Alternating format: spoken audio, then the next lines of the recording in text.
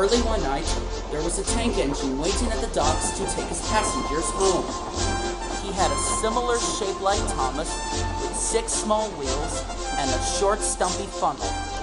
Except he was painted silver and had the number 0 on his sides. His name was Timothy. He looked old but kind engine, with broad smiles and wrinkles at the end of his mouth. All the passengers climbed on board the coaches, and the guard blew his whistle, and his driver called out, "Full steam ahead, Timothy." Sure thing, Timothy replied, and he steamed away.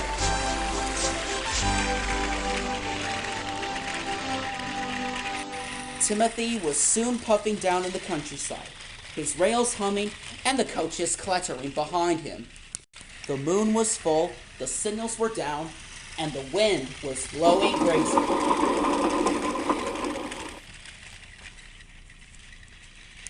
Soon, they approached the station, but as his driver began to apply the brakes, it happened.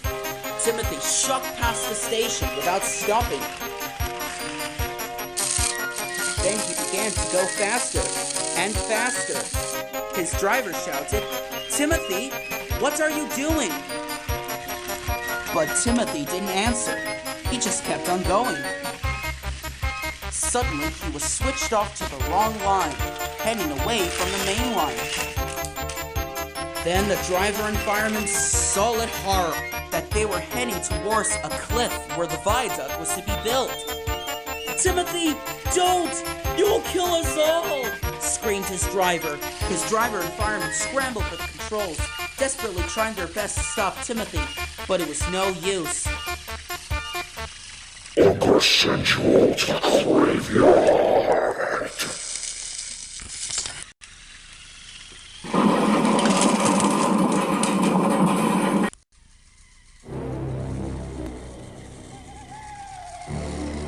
And every year, on the date of the accident, he runs again as a warning to others, plunging into the gap, shrieking like a lost soul. "Percy, what are you talking about?" "The ghost train. Driver saw it last night." "Where?" asked Thomas and Toby. "He didn't say." "Oh, it makes my wheels wobble to think of it." "Puh," said Thomas. "You're just a silly little engine. And besides, I'm not scared."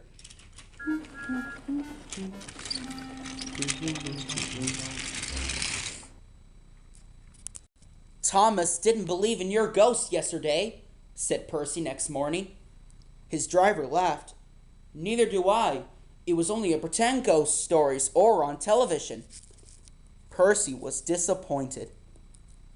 That evening, he came back from the harbor. Percy knew where he was, even in the dark. "Crow's Farm Crossing. We shan't be long now."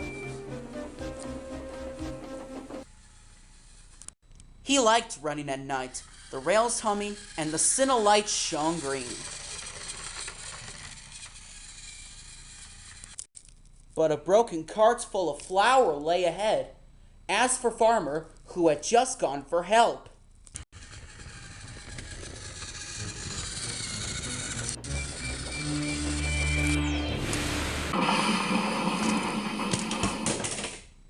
Percy broke the cart into smithereens.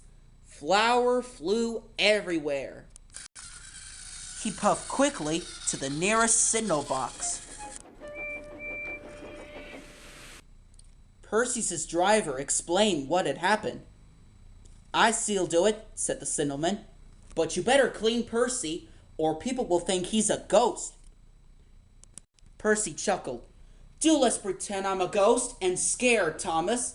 That'll teach him to say I'm a silly little engine." Toby promised to help.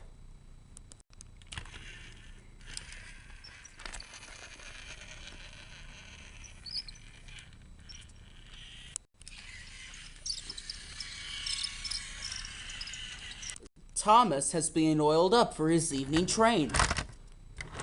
"Percy's had an accident," cried Toby. "Poor engine," said Thomas. "Botheration! That means I'll be late." They clear the line for you, but there's something worse. Out with it, Toby. I can't wait all evening. I just see something, said Toby. It looked like Percy's ghost. He said he was coming here to warn us.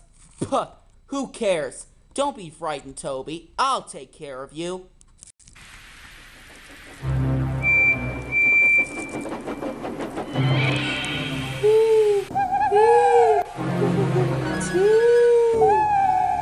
Let me in!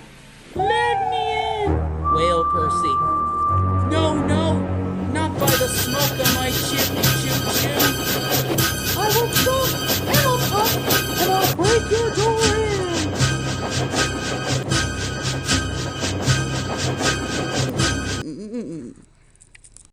Oh dear! Exclaimed Thomas. It's getting late. Oh, I have no idea. Oh, I must find Annie and Clarabelle.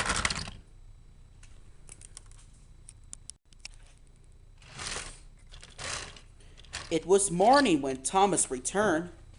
Where have you been? Asked Toby. Well, said Thomas. I knew you'd be sad about Percy, and I didn't like to intrude. I slept in the goods shed and...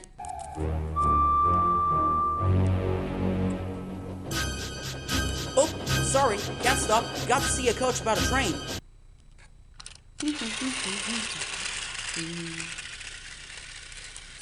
Percy was not a worse for his adventure. He was still enjoying himself enormously. He had heard everything. Well, well, well, what do you know about that?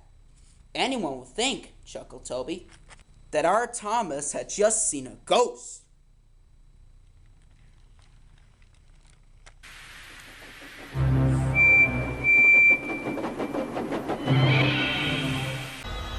I'll force them to.